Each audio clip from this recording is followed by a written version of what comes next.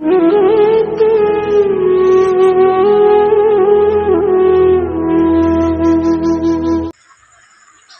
যে পঞ্চম ইন্দ্রিয় আছে তা মনে করতে পারো এই পঞ্চম ইন্দ্রিয় পাঁচটা ছোটন্ত ঘোড়া।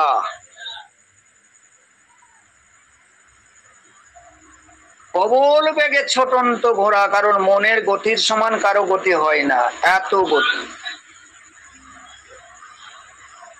অর্জুন এখানে মন স্বরূপ, সে যখন ঘোড়ার লাগাম ধরে তখন ওই ঘোড়ার রুখা যায় না। তাই কৃষ্ণ নামক, বোধ নামক, প্রজ্ঞা নামক কোন সারথিকে এসে তার লাগাম ধরাতে হয়। অর্জুনকে সাথে করে লাগাম ধরাতে হয়। আজকে যে আমরা কামের জায়গাতে যাই, কামের জন্য এত যে আমরা পাগল, বলো তো বাবাজান বা মা যা আছো, এটা পরশত, কেবল মাত্র পরশত, আর তো কিছু না। এ পরশ যে আনন্দ আমাকে দেয় তা তো ক্ষণিক, তা অতি তুচ্ছ, অতি ক্ষণিক। পরক্ষণে আমার যে অশান্ত মন, তা তো অশান্তই থাকলো। এ পরশের চাহিদা কি আরো বেড়ে যায় না?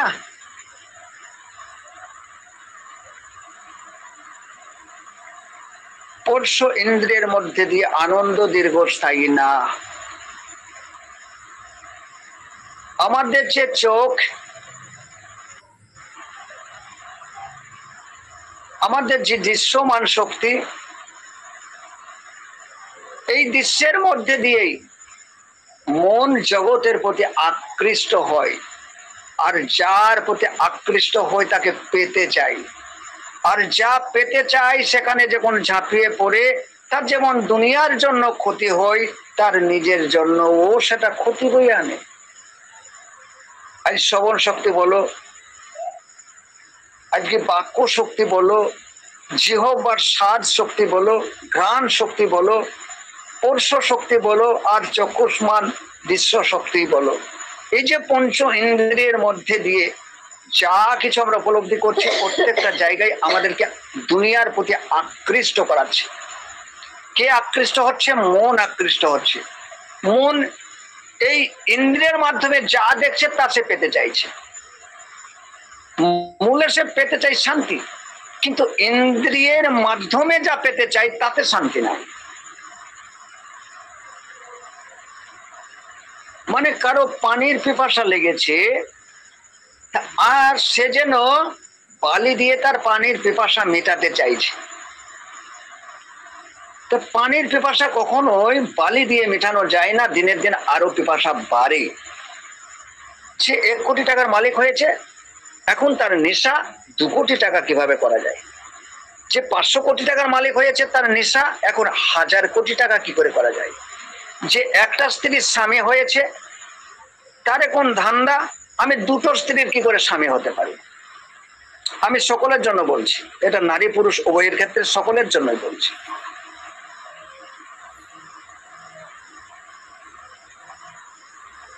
তা আমাদের এই যে পঞ্চ ইন্দ্রিয়ের মধ্যে দিয়ে যা কিছু আমরা পেতে চাইছি, কান শ্রবণ শক্তির কথা বলবা, একবার প্রশংসা শুনেছে তো মনে হচ্ছে এই প্রশংসাটা আরেকবার হোক। একজন বলেছে, প্রশংসা করেছে, ভালো লেগেছে, মনে হচ্ছে না এ প্রশংসা 10 জন করে।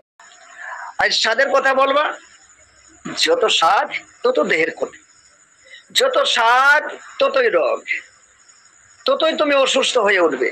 এই স্বাদই তো মানুষের এত কিছু রোগ এনে দিয়েছে। তার কিডনি নষ্ট করেছে, ক্যান্সার করেছে, আলসার করেছে, তার সুগার করেছে, তার প্রেসার করেছে, তার থাইরয়েড করেছে। সব খাদ্য থেকে তৈরি, সব খাবার থেকেই, স্বাদে থেকেই এসেছে।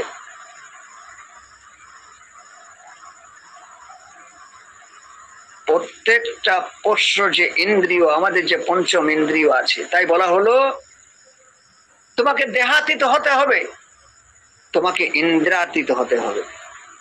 এদের অতীতে চলে যেতে হয়, কে নিয়ে যাবে? কৃষ্ণ নামক কোন প্রজ্ঞা, কৃষ্ণ নামক কোন বোধ নিয়ে যেতে সহায়তা করে। যদি কৃষ্ণই তোমার এই রথের সারথি না হলো, তাহলে এ রথ যেখানে সেখানে ভেঙে মুষড়ে দুমড়ে পড়ে থাকবে, তোমার জীবন কয়লার কালি হয়ে যাবে। তাই কৃষ্ণ নামক কোন উপযুক্ত যোগ্য সারথিকে এই রথের সারথি বানাও। অর্জুনের হাতেরও এ রথ ছেড়ে দিও না। কৃষ্ণ থাকলে অর্জুন লড়তে পারবে, কারণ কৃষ্ণ সে শক্তি যোগাবে লড়ার। অর্জুন লড়তে চাইবে না, মন নামক অর্জুন লড়তে চাইবে না। সে জগতে আত্মীয় করে ফেলেছে, আমার করে ফেলেছে, সে কাউকে মারতে পারবে না, সে অন্ধ হয়ে গেছে। অর্জুন অন্ধ, সে পারবে না, তার মধ্যে মায়া আছে।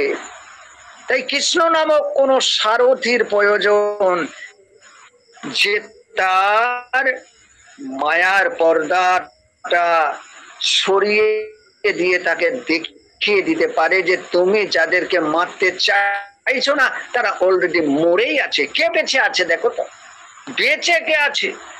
মরেই আছে তারা।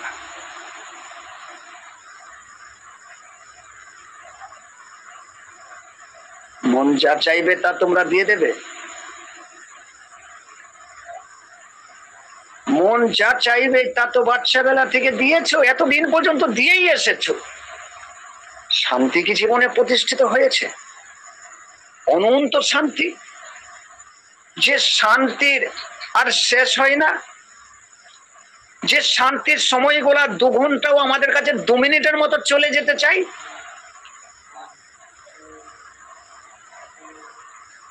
আমরা কি চাই না ওই শান্তিটা অনন্ত হোক? কারণ শান্তি তো খুব শর্ট টাইমে চলে যেতে চাই। আমার মনের মতো আমার প্রিয়জনকে আমি পেয়ে গেছি, তো প্রিয়জনের সঙ্গে আমি যখন তার সঙ্গে হয়ে আছি, তখন মনে হয় এই যে রাস্তায় চলছে রাস্তা যেন আমাদের শেষ না হয়। যে দিনটাই পেয়েছি, যে রাতটাই পেয়েছি, এই রাত যেন আমাদের শেষ না হয়ে যায়। কারণ চরম আনন্দের মুহূর্ত আছে, অথচ আমরা দেখি যে এত তাড়াতাড়ি চলে গেল সময়টা, এত তাড়াতাড়ি আমাদের রাস্তাটা শেষ হয়ে গেল, আর একটু হলে ভালো হতো। শান্তির সময় খুব অল্প সময়ে কেটে যায়, দীর্ঘ সময়টা অল্প সময়ের মধ্যে চলে যায়। তা আমরা এ কারণেই অনন্ত শান্তি চাই। অনন্ত শান্তি, মৃত্যুর আগে পর্যন্ত শান্তি কে দিতে পারে? মন যে চাই, অর্জুন যে চাই, কে দিতে পারে? একমাত্র কৃষ্ণ নামক কোন সারথি, একমাত্র তোমার বোধ, তোমার বিবেক, তোমার জ্ঞান, তোমার প্রজ্ঞা। কখনো কখনো গাছে হেলান দিয়ে বসো, নদীর ধারে বসো, মাঠে বসো, একা একা বসো, নিজের সাথে কথা বলো। শ্বাসের মধ্যে দিয়ে গুরু দেওয়া ইসমে আজমকে প্রবেশ করাও, ঊর্জা শক্তিকে বাড়াও। মন যা চাইবে, যা চাইবে দিয়ে দেবে। মনের কি জ্ঞান আছে? সে অমৃত খাবো বলে সে বিষ খেয়ে নেবে, কি জ্ঞান আছে তা? অমৃত খাবো বলে বিষ খাবে, তাই তো খাচ্ছে সমাজের লোক। সমাজের লোক যে যত বড় লোক হয়েছে তারা তো অমৃত খাবার তো খেতে চেয়েছিল, আর তাদেরই তো সুগার, তাদেরই তো প্রেশার, তারাই তো আগে মরে। যত রোগ তাদেরই। যে চাষি মাঠে যে কাজ করে, যে ঠিক মতো খেতে পারে না, যে রোদে পুড়ে পানিতে ভেজে, যে কঠোর পরিশ্রম করে, তাদের রোগ হয়? তাদের সুগার হয় নাকি? তাদের প্রেশার হয় নাকি? মন তো কোনো ইন্দ্রিয়কে মারতে চায় না। দেহের যে আমাদের নফস কুপবিত্র আছে তাদেরকে তো মারতে চাই না। দেহের মধ্যে যে আমাদের মায়া, মমতা, যে আমাদের লোভ, ক্রোধ, কাম, যে আমাদের হিংসা, প্রতিহিংসা, যা কিছু আছে, মন তো তার সঙ্গে অ্যাটাচ হয়ে আছে। দেখছো না?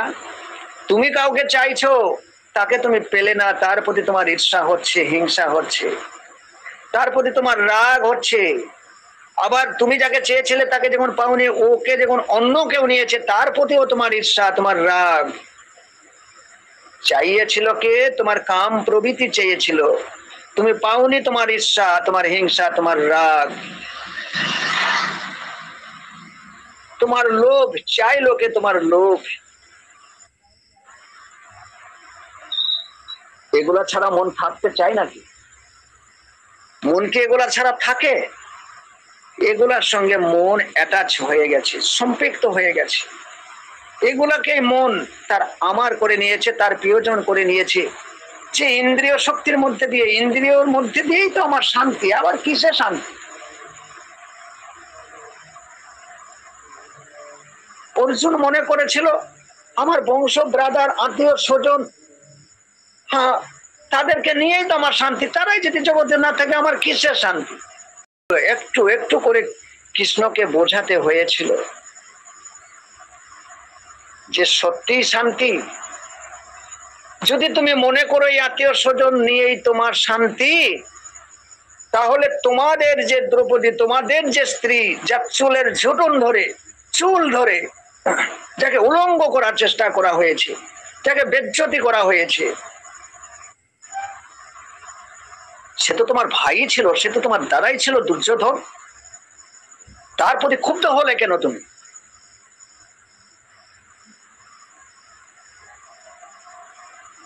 কে তোমার আত্মীয়?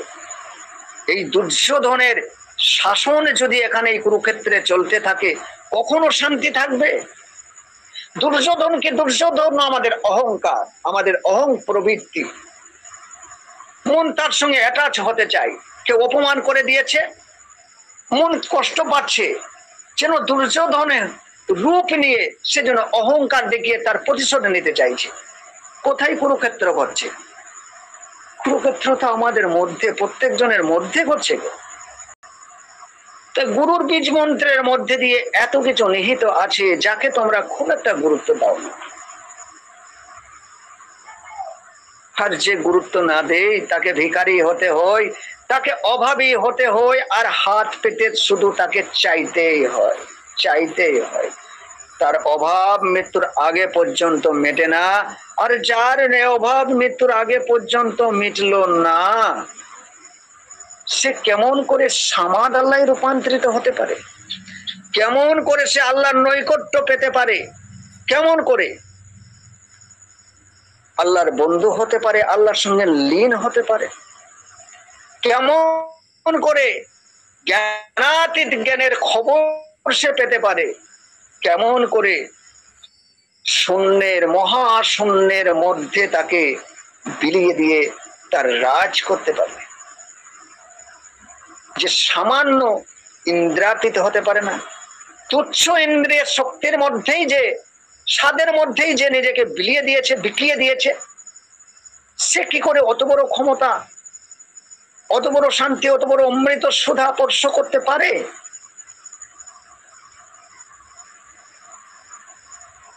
আমরা অপরের দোষ খুঁজে বেড়াচ্ছি, অপরকে বোঝাতে যাচ্ছি, অথচ নিজের মনকে বোঝাতে সক্ষম হলাম না।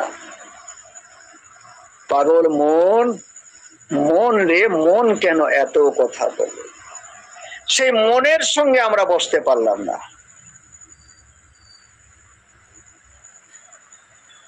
আমাদের অহং প্রবৃত্তি এমন যে মহান সেই প্রভুর কাছে গিয়ে স্বীকারোক্তি দিতে শিখলাম না যে হে মহান প্রভু, আমি তো কেবল মাত্র একটা পুতুল, এই নাচনের দড়িটা তো তোমারই হাতে, তুমি যেমন নাচাচ্ছ তেমনি তো আমি নাচছি। তুমি যদি আমাকে সুপথগামী না করো, তুমি যদি আমার বিপদের সামনে বড় পাঁচিল না হতে পারো, আমি কেমন করে বিপদ থেকে রক্ষা পাবো? এর প্রভু রক্ষা করো, তুমি আমাকে সুপথে চালনা করো। তুমি আমাকে ওই পথেই নিয়ে চলো যে পথে তোমার প্রিয় বান্দাদেরকে তুমিই চালনা করে নিয়ে গেছো। হে প্রভু, চাইতে পেরেছি? কখনো এটা চেয়েছি? কখনো নিজেকে এত ছোট করে দেখার চেষ্টা করেছি? নিজেকে সারেন্ডার করে দিয়েছি? নিজেকে মুসলমানে রূপান্তরিত করতে পেরেছি?